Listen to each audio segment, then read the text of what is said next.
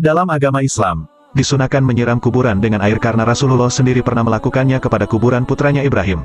Selain itu, tindakan ini merupakan agar kondisi mayit tetap dingin dan mendapat limpahan rahmat, serta untuk menjaga tanah agar tidak bertaburan, dan yang paling utama menggunakan air yang dingin lagi suci. Terang Imam Al-Romli dalam kitabnya Nuhayatu Al-Muhtaj Juz 3 halaman 35. Di riwayat lain, disunahkan menyiram kuburan dengan air karena Rasulullah Shallallahu Alaihi Wasallam melakukan hal tersebut kepada kuburannya Sa'ad bin Mu'az. Hadis riwayat Ibnu Majah, dan beliau memerintahkan untuk melakukan hal yang sama terhadap kuburannya Utsman bin Matzun. Riwayat Al-Bazar, adapun meletakkan bunga atau daun di atas kuburan.